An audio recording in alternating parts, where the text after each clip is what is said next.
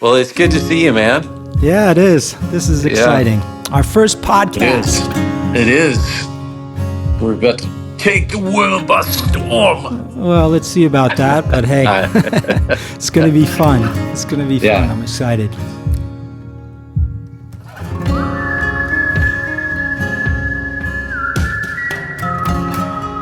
We've known each other for so long now. How long has it been exactly? Do you remember? When did we meet exactly? Well, it's been at least 20 years, I feel like, because I was trying to think exactly when, but it would have been 20 years because let's go way back in the time machine, back 20 years. I think us knowing each other is a great example of this explosion in technology that happened, internet and everything else. Because if this had happened in 1991, how would we have gotten in contact with each other? And basically, what happened, what I remember you telling me was it Lars who plays drums with you? Is he the one he was in Italy on vacation? Is this right? Wow. Okay, I don't know that story, but carry on. Okay, well, what I heard was that Lars was on vacation in Italy and that he came back to Germany with a couple CDs, and it was Nourallah Brothers and my first solo album, Polaroid, which had come out on Western vinyl, but it was distributed by a label called Secretly Canadian. They had distro all over the world. And then what I remember is something like the CDs were sitting on your desk in a pile, and it took you a while to get to them. And then when you finally did, you were like, wow, this is really great. I love this. And you happened to have started a record label, Tapete Records in Hamburg, with Gunter Buskis. And so you reached out to me via email, and that's the part that I mean in 1991. Would not have happened. There would have been, you would have needed a fax machine or calling on the red phone on the landline. But I got an email from you. I'm pretty sure it was from you. I wish I could go back and find the email, but that email address is gone. That would be cool. It would be cool, but it's gone. But it was an email from you saying, I'm here in Germany, and name's Dirk, and I have a record label. I'm a musician, and I really liked your music. So that's my recollection. Okay, great. Now you tell me the truth. Wow. Okay, because I was thinking about this. I was trying to remember the story, like how did it all start? But it totally makes sense because everything comes back to Lars, doesn't it? For it does? The viewers out there, Lars is Lars Plugsties, my drummer and best friend for over 30 years. And I have a pretty big record collection. I know a lot of bands and stuff, but no comparison to Lars. Back in the day, he'd come over to my place with stacks of CDs and stuff, and he'd dig out like the gems. And so it seems fitting that Lars actually brought us together. That's so cool. I didn't remember that right, part. I guess. Yeah. Well, thank you, Lars. Thank you. Thank you, Lars. So that was, I think the first album came out that we did together 2003. Is that right? Well, I think it was 6 because the Western vinyl version of Beautiful Noise, which was my second record, came out in 2005. And you guys reached out to me after that had already come out, because we wouldn't have put out an American version if we already had things going. So I think in 2005, this is when you reached out to me, because Beautiful Noise came out through Secretly Canadian, but then right around when that was already happening, you guys had reached out to me, and then we got the German version of the album, which actually I prefer the artwork, and there's like a bonus track, and that came out in 2006. I think that's the timing of it all. Cool, yeah, because we started Tapete in 2002, so a bit of like going back here. Yeah. I'm a singer-songwriter, and I was in this band in the 80s and 90s, and we broke up in 1995, and I put out a solo album. You have to say the Jeremy the name Days, of the band. Exactly. Yeah. And I put out a solo album in think it was 1996, and then, got dropped, the usual, and was kind of, figuring out what to do next. And me and Gunter met. Actually, he worked for Universal. He was doing like a best of album of our band. We met up and started, chatting, and kind of came up and thought, we gotta start something on our own, and that's how Tapete came to be. And that started in 2002. First 3 bands were German bands, but then eventually we started doing a lot of Swedish singer-songwriters, because there are so many great artists in Sweden and Norway and Scandinavia. And and Lars kept coming along with some great CDs for me to listen to, and says, you gotta contact this Salim guy. Nourallah Brothers. The Nourallah Brothers, yeah. That's so exciting, because now that Nourallah Brothers album is coming out again, right? It is. It's the 25th anniversary, and we're putting it out on vinyl. A double record. It's kind of morphed into a compilation of sorts, because it's what we deemed the best tracks from the CD, and then the best songs from this aborted second album, and then some of these new old tracks that we've recently discovered and messed with. So it's a hodgepodge, but I think it's all of the best stuff that we did during the time. But I'm still thinking about, though, us meeting, and so the first time we actually met in person would have been 2006, I bet, because shortly after you guys putting out Beautiful Noise, we arranged for me to come over to Germany and do an acoustic tour. And my son Gavin, who's 21 going on 22 now, That's was insane. it was only about this high, this big. He was 2.5, I guess, and quickly was given the nickname Mr. Bread by a Sebastian Tim, who we called Basti, who was the label booking agent, because Mr. Bread preferred bread to any of the various meat options that we had in Germany. Okay.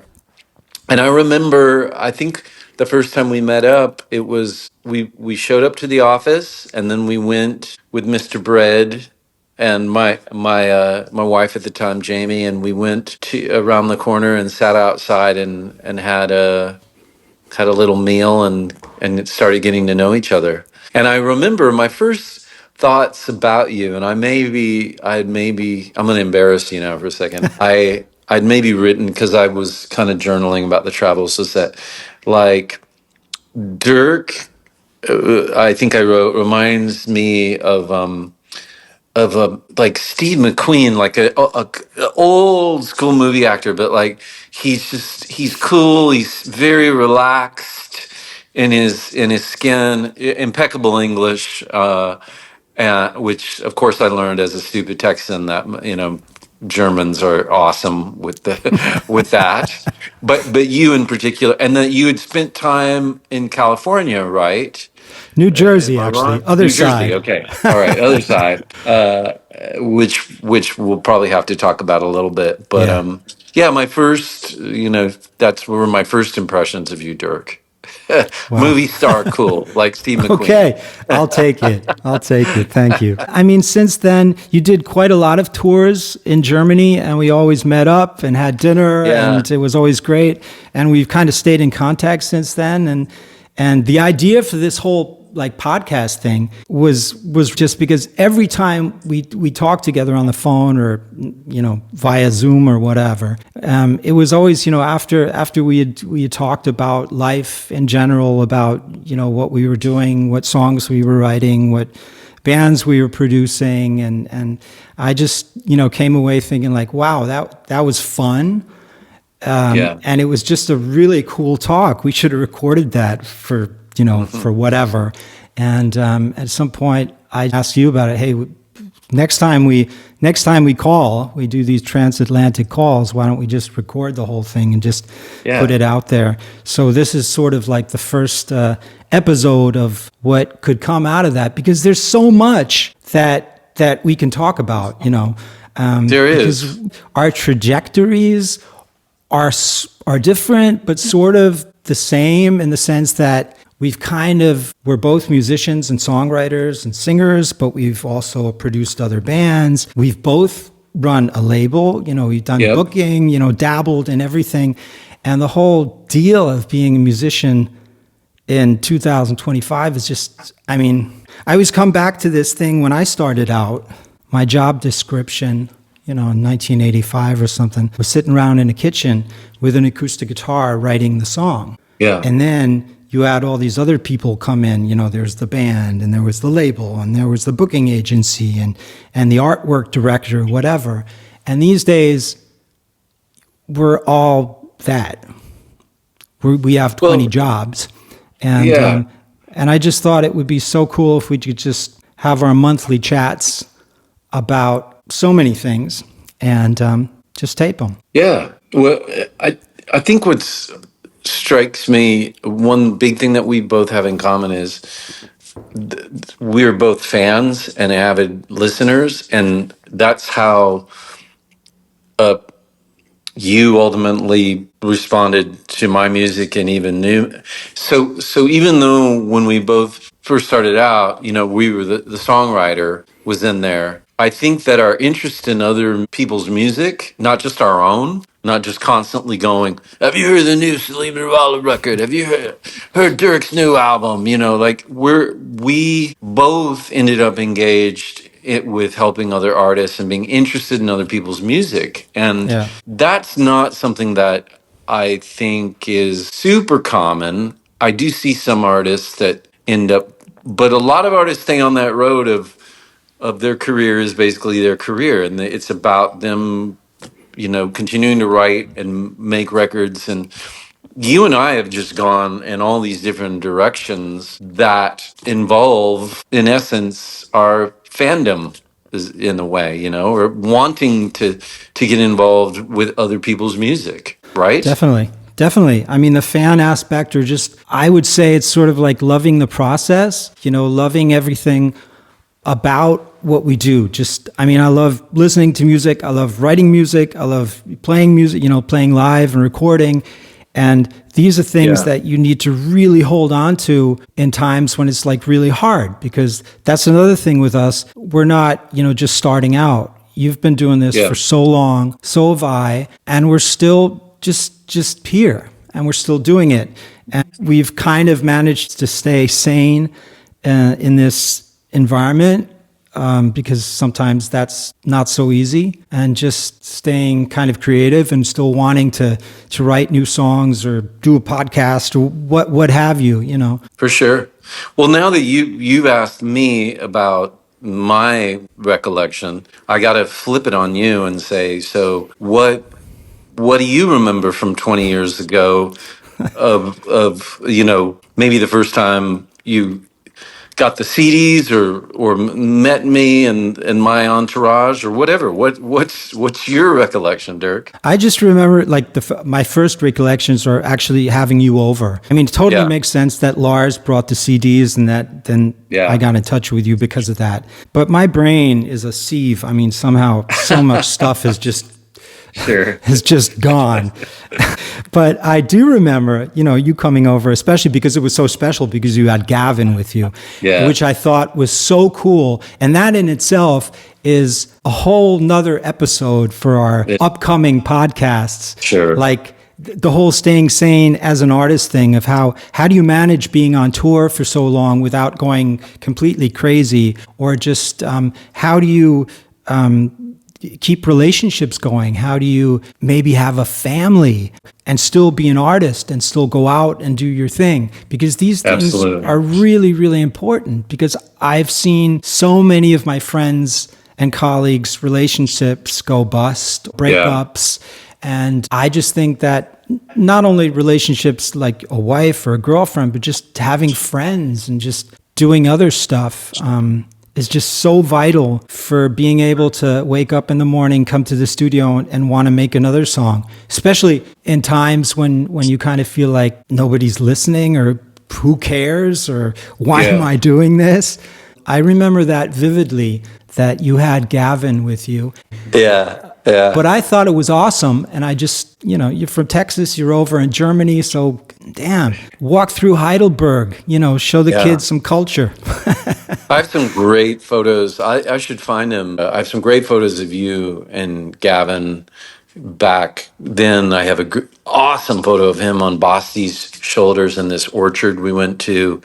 He was picking on apples from Basti, sitting on Basti's shoulders. And everybody who knows me knows I'm heavily influenced by the Beatles, and I've got to thank Sir Paul McCartney in a way for influencing me in the approach that I took toward traveling, and deciding to bring Gavin along was very much his trip of, well, you just bring your kids. Why wouldn't you Yeah, bring your yeah. kids? And turning it into a working vacation, it really took all of the pressure that I feel like would have been on me to make money, have every experience, every gig be the best gig, away, completely annihilated it,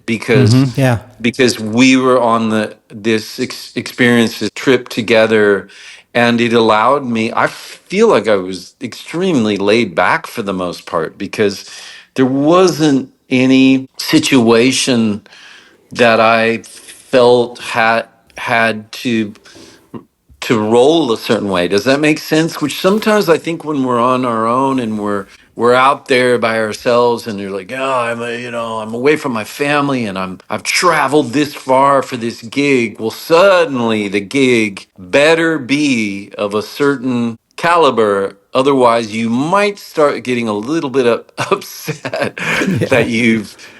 and that just wasn't the case in any of. And it's not to say there weren't some stressful. We had one day where I had to do a TV appearance, and the GPS wasn't working, and then I had a gig later that night, and it was crazy. We were calling Gunter on the phone trying to find this TV station in another town that wasn't even the town I was playing in. And there were things that happened along the way, but it was never really like, it just all felt pretty chill and Yeah. relaxed. The thing about touring, especially if you're on a tour for longer periods of time, it sounds so glamorous, and it is cool, especially when you're like 20 or 25, but it can get lonely and weird and frustrating, and I'm so happy that I started out in a band, because that was sort of like my Yeah, family. sure. So years later, when I was probably a bit more ready for the whole thing, I got to go out, just as a lonesome troubadour, because that can get just really friggin' lonely, especially, if you're in some dingy club with, no Yeah. toilets and backstage, and you're thinking, what the fuck am I doing with my life? So, Yeah. um, Yeah. yeah, so it's a smart idea bringing your son. I was always thinking about bringing my dog. you know, I Yeah. never did. I never did, because I thought, It would have been wow, because great. I do Yeah. like long sets, and I was thinking like, Sure. wow, I can't leave my dog in the Yeah. backstage for like 2.5 hours or something. But He's just probably just laying at your feet or something, now just that kind of would be hanging. like So, totally cool. Yeah. Actually, I have a yeah. dog that would actually fit that description right now. The Yeah. other dogs that I had before that, they'd be, barking and running around the venue, scaring people or stuff. Mm. But yeah, because being on tour, it's the 2 hours that you're on stage. That's the good life, and the Well, rest of it is yeah. just long drives and hotel rooms and weird backstages. Yeah. When you're by yourself, I've got to say, like, the 3 trips to Germany, they were all with Gavin and Jamie, were some of the best times in my life, because the days were wonderful. It wasn't just about the gig. It's like the traveling together, seeing all these beautiful places. Um, we did a lot of sightseeing. Like, I was basically packing in a full day of tourism and then showing up to and also another awesome thing about playing acoustic solo is there's no sound check. You don't need anything. So I would either do a line check and just get there at the latest possible time, or do the briefest of sound checks, Yeah. and and just again having a more relaxed attitude. But like, there's no point in beating everyone down with a really long sound check if it's just one guy and a guitar. And we played some shows together, and that's kind of where you were doing that thing too, because we played some solo shows together where it was just you and a Yeah. guitar, and those were really cool when we kind of came together, and I got to know you a little bit more than just the popping into Hamburg and to the office. And Yeah. I also remember one time we went to the part of Hamburg where the Beatles used to play, like the kind of the seedy, was it the St. Rathskeller? Pauli, And yeah, Reeperbahn, were yeah. you were along for that, weren't you? Do you remember that at Probably, all? probably. I Yeah. don't remember. As I'm Okay. saying, All don't right. ask me I'll do about the all the past. remembering. I think you were, Thank you. because I think I have some photos where we're taking, we had some fun photos in front of some seedy looking places, and there, of course, there were still people trying to make some money off the whole Beatles nostalgia trip there. But like, there's a hotel there, right? That the Beatles Yeah. stayed in. That, Oh yeah. yeah. So we went there to just stuff like that. That A was lot of fun. history in Hamburg. A lot of history. Yeah, Yeah. Hamburg is slowly but surely coming to grips with that whole thing because, like Liverpool, make millions each year just by the whole Beatles tourism, and Hamburg Yeah. should and could be doing so much more. The Star Club was gone, and it was kind of like forgotten that all this stuff happened. Not only the Beatles, but that whole period. There was so much music going on. For the Yeah. folks out there, Hamburg is a port town, so that's kind of similar to Liverpool, and just where the music came in first via the sailors who brought the cool 45s, for the kids to listen to. A lot Yeah. of seedy, nice clubs. Reeperbahn and St. Pauli is a great neighborhood, which has always been like the sex tourism part of town, but it had the cool clubs. And yeah, so you as a Beatles fan, we definitely took you there. Yeah, I think that was on the last trip. It was fun. We finally did that. I think my last trip was maybe 2009. I think was maybe my last trip. Yeah. So, yeah. Yeah, so but you've been keeping busy over there. So what have you been doing like since then? You have your own studio as well, so do I. So Yeah, yeah. Pleasantry Lane. Yeah, I have a recording studio in Dallas. I've always, even at the beginning, wanted to produce other people, and I was never just interested in doing just my trip. So I've had a 25 years now of producing records, engineering, and then multitude of side projects and bands, not just my solo stuff. Had a band called the Travoltas, and I'm in a recording project called the Disappearing Act. There's NHD, Nourallah Harvey Deason, with Billy Harvey and Alex Deason, two of my favorite songwriters. Alex was in a great New York band called the Damnwells, or is. They've just put out a new album. And so yeah, Saw a there's great always, documentary on them. yeah, yeah. Yeah, that's And cool. then Nourallah Brothers with Yeah, my brother, which it looks like we're having some sort of revival too, all these years nice. later. It's not just the Gallagher brothers coming back, Dirk.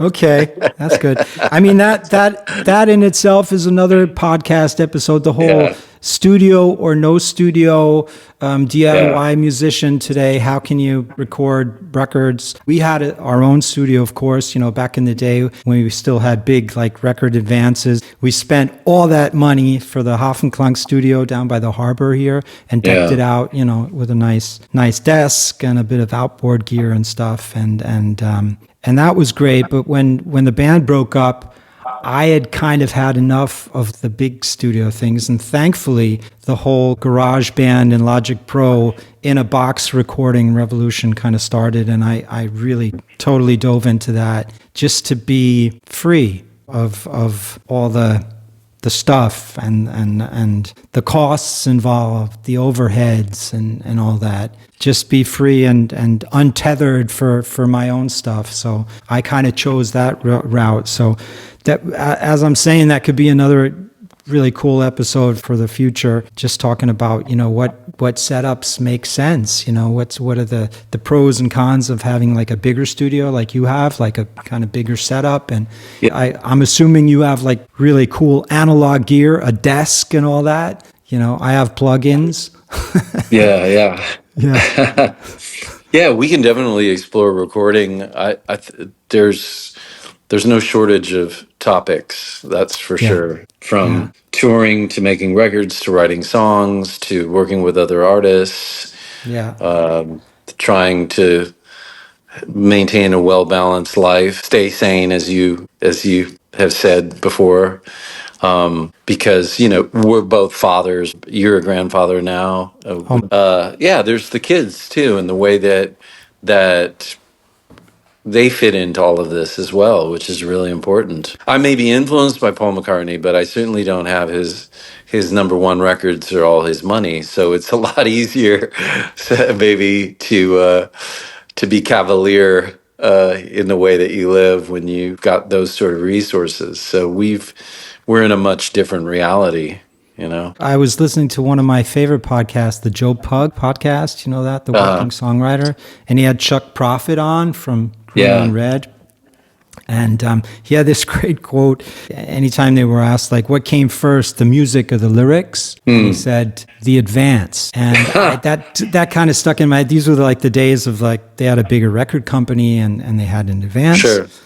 And that, I thought that was a funny quote, and it kind of talking about deadlines, advances, and audience expectations. That could be a podcast as well. Just what are the things that really make us sit down and write the song or keep on doing what we do?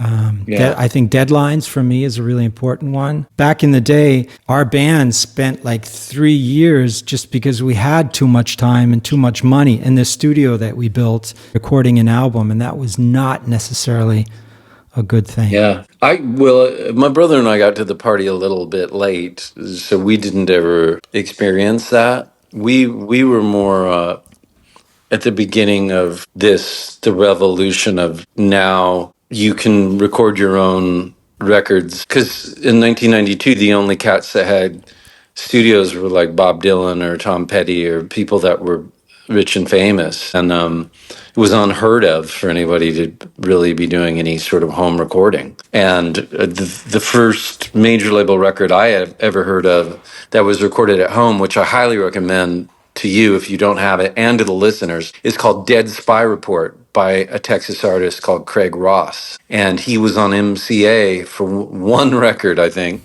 And Craig, I hear, recorded most of it at home, and it's a really cool record. We recorded Nourallah Brothers on an 8-track mini disc.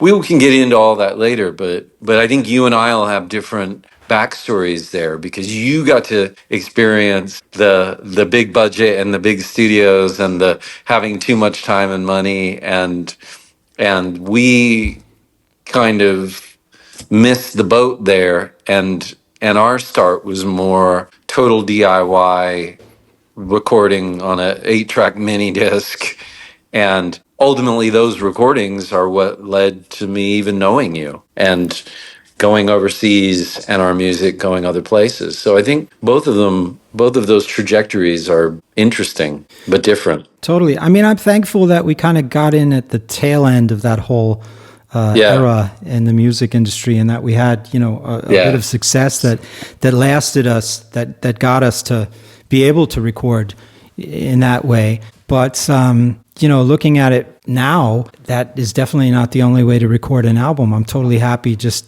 sitting here I have a little Volt interface and a MacBook Pro, and I think, I can record better sounding records than we did at Westside Studios, London in 1988, where every day costs, I don't know, thousands of a D-Mark back in the day.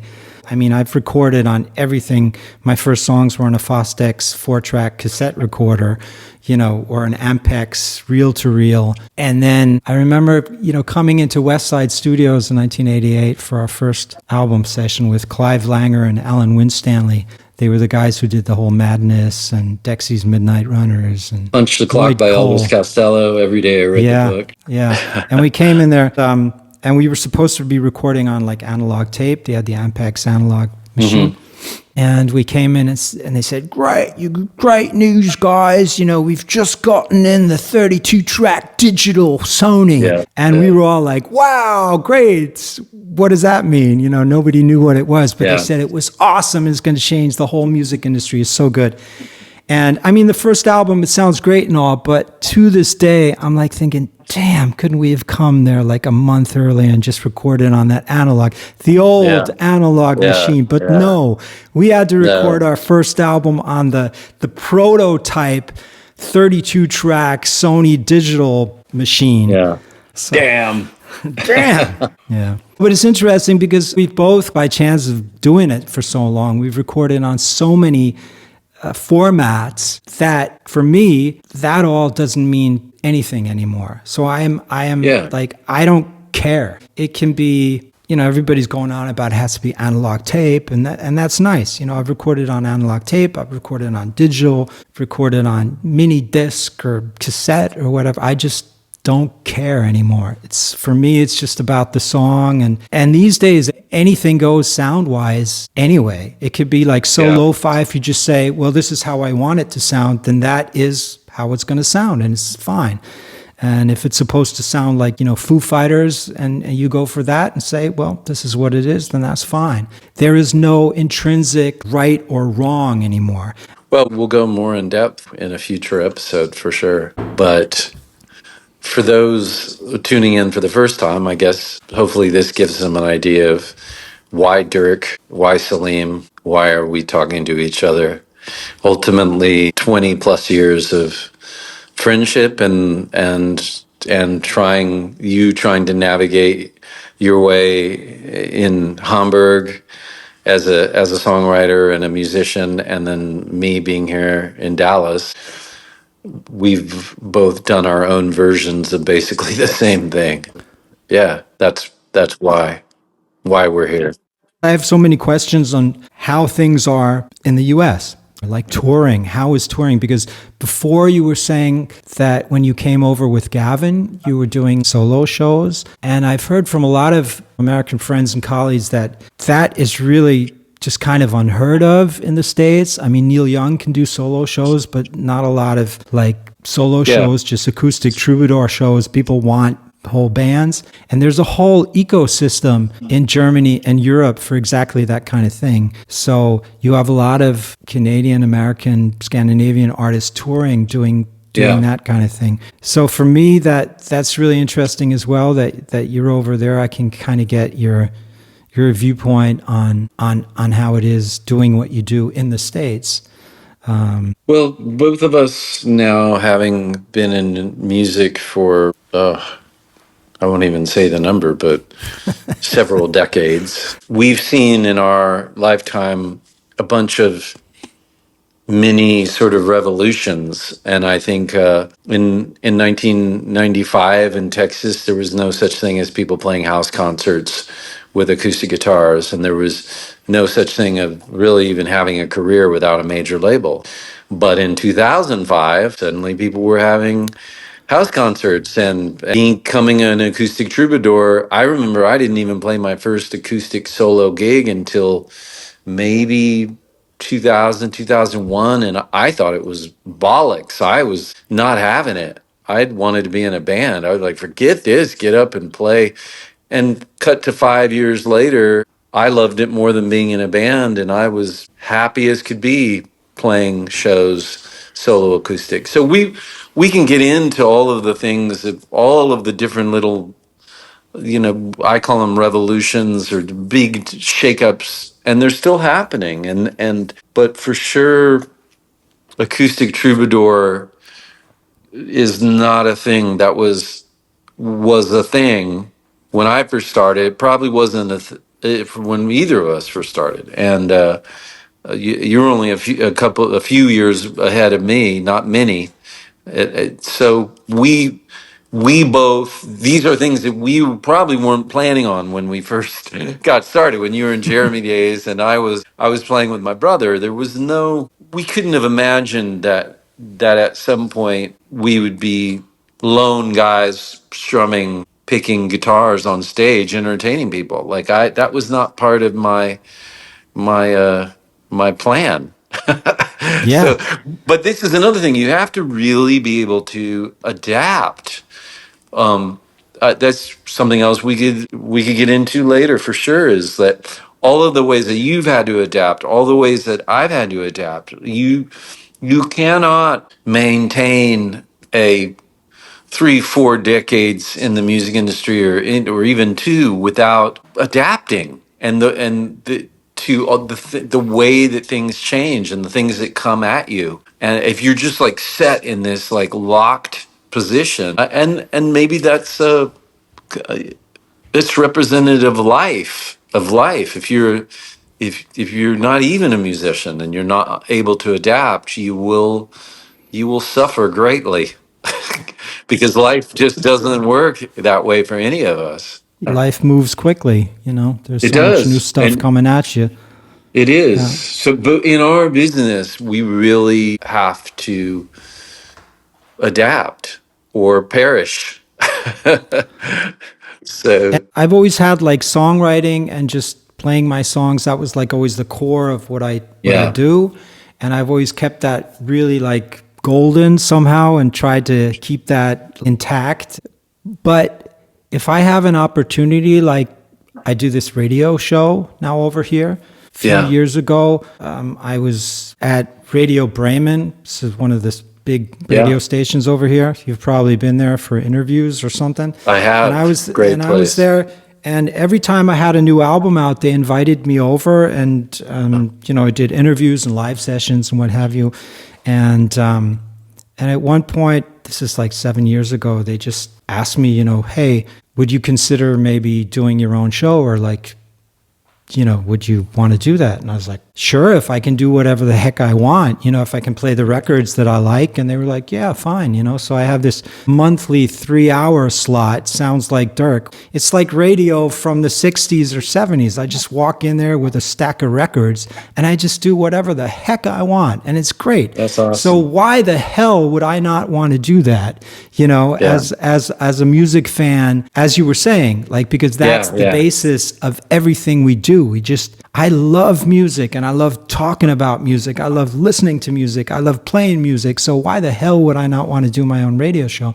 So if you get an opportunity like that, hell yeah, I'm going to go for that. I know so many musician friends that don't want to do other things like, I don't know, do your own artwork for your records. Yeah. As I was saying, back in the day, you had people doing that for you, but at some point the money dried up, there was no budget, or doing videos or something, and you can either say, wow, okay, I'll just get a Photoshop subscription and watch some YouTube videos and have a go, just have fun with it. And I like doing that kind of thing, and it all kind of serves the purpose of just keeping me going, playing my songs, and keep staying sane, and just have me keeping on. Yeah. Well, there's so many things to love about music, and a lot of places we can explore. Definitely. So that's sort of the game plan, I think, right? I mean, Yeah. it's gonna be all over the place when we're starting out. This is the first time I'm doing this kind of thing, but you learn by doing. And English being still my second language, I have to say. Yeah. Ich kann eigentlich eher Deutsch sprechen. Wir könnten das auch eigentlich in Deutsch machen, aber dann würdet ihr das alle nicht mehr verstehen. So, I'm coming at you in English with a slight Jersey accent. But I'm really excited to be doing this and to kind of, I don't know, dive into all these things. I've written down so many things, that the touring, I've said it before, that I'd love to kind of get your take on touring in the States. And I can kind of tell you about touring in France or Germany. Yeah. Maybe that'll interest some folks out there. And I think the whole transatlantic thing, Dallas, Hamburg, is for me, it's interesting. So who knows? And I'd love to talk about songwriting, of course. That's what I love. I can do that all day. You know, your process, my process, roadblocks, stumbling blocks, writer's block. How you get songs done, and like gear. Not that I want to do any gear reviews here, but I'd love to just talk about, especially if we have like maybe younger folks, you know, listening, like what you need to actually start making music, and do you need a lot, or do you just need GarageBand or whatever? And what is really important, and what is nice to have but maybe not so important. I'd love to, you know, do a whole episode on that and get your thoughts on that. Yeah, of course. And anything goes. And the same goes for the whole promotion side, social media, yes or no, having a website. Is it important? Do you even have a website these days? I do have a website, but I've sort of abandoned it. Because nobody's really going to websites anymore. See, that's a whole next podcast episode. Because the same thing. I spent like 2 days updating my Squarespace website, and it's, you know, cost me a couple of $100 every year. And I look at it and think, wow, this is a cool looking website, but I just have the feeling nobody cares anymore. Nobody, you know, nobody's on my website, you know. I've started a Substack now, and that for me is so much more involved and exciting somehow. So I'd love to talk to you about that whole thing as well, because I am endlessly frustrated with social media these days. Facebook, Instagram, TikTok, God forbid. But, you know, these are all the last ways of us actually being able to like get the news out there. Like, hey, wow, I spent 2 years recording an album. It's out there, you know, so you get 3 likes. On the other hand, if I do a photo of pancakes, I'm a mean blueberry pancake kind of guy. So, and if I post a picture of me with pancakes, I'll have like 1,000 likes, you know? So that's social media in a nutshell. Yeah. So or that's human beings are monkeys in a nutshell. Yeah, isn't there like the Wilco album, the Star Wars album? Yeah. Do you ever hear that story? Why they called their album Star Wars with a cat on the cover? Yeah, I did, but I'm not adept at telling it. Well, it was just 2 things. It was the 2 most searched terms on the internet. Yeah. When they recorded, it was either cat photos or Star Wars. Yeah, that's what they picked. That's great. Yeah. So great. So I'm looking forward to this, and I am too. I hope that maybe some folks out there can find some kind of what we in Germany say Mehrwert. What's that in English? Just some kind of... What is it, Dirk?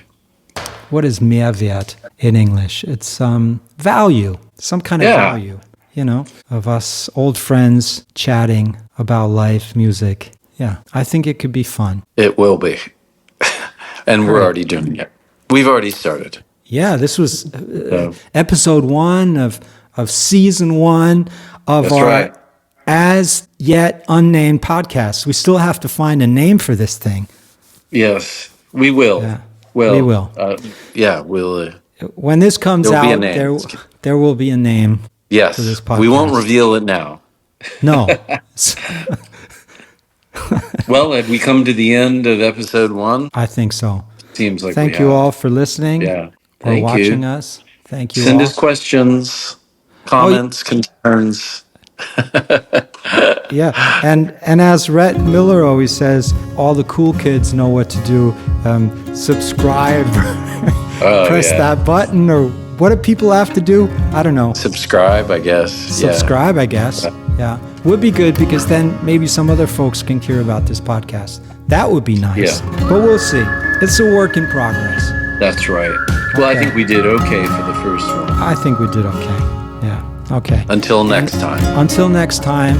Auf Wiedersehen. From Hamburg, Germany, my name is Dirk Darmstaedter, and my co-host is... Salim Nourallah, Dallas, Texas.